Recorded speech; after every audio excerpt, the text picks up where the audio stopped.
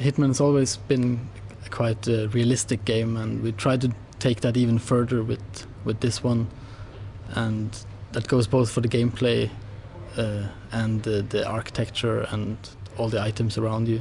Also, all the levels are based on real life locations, and either it's specific buildings or it's specific parts of a town that we sent teams out to research, and the architects take whatever they can from real life or specific buildings or monuments or whatever, and model it in to fit with the level design.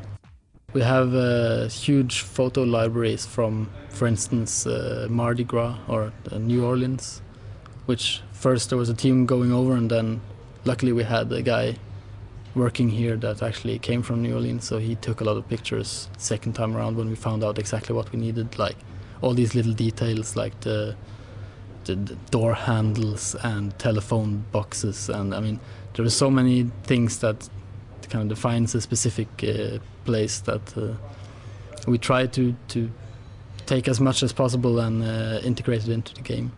We had basically had levels all over the world before, and there is so many cool things about America that you know, in all its posh glamour, and sometimes it gets vulgar and all that, but it's people know it and people respect it in that awkward way. So like the casinos of Vegas, and you know, everybody knows the White House, and it's all like clouded in mystery, and it's just something we didn't do, and it's so obvious to do, and it was fun to do also.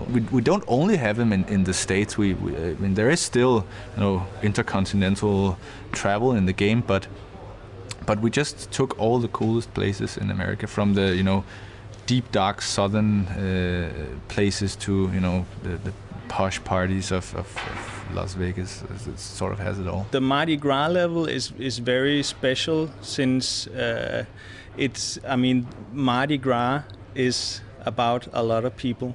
And that was one of the main objective in that level, was to try and achieve that feeling of a lot of people.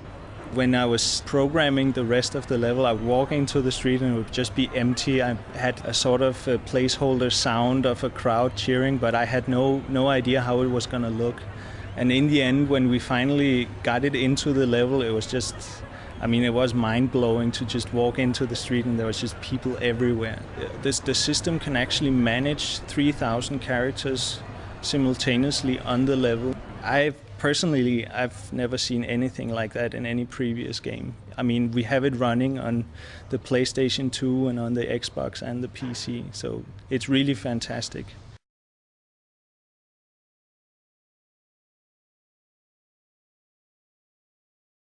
We have, I mean, it's a little bit of a cliche, but it always works pretty well. But we have the hunter become the hunted. So we have this semi-failed clone who is like tracking down Hitman all throughout the storyline, and who he, of course, will have a confrontation with at some point. And what's really cool about that is more than the fact that it's his nemesis and all that. It's the fact that he's like this dysfunctional clone. Like, he's really cool. He has a lot of this stuff, but he's just not stable. He's like a beta software thing or whatever. So, you know, these clones, they tend to die of cancer within time and all that. So they have this built-in, you know, anger, maybe, I don't know, jealousy towards him being a success. So that gives them sort of, even though they are also these cold, calculated assassins, it gives them like a reason to go after Hitman, because he is what they can never become. There is the other guy who has it all, but things were just screwed up for him by Hitman, and that's the other nemesis character, which is the guy in the wheelchair, who sort of is the puppet master behind this whole chase.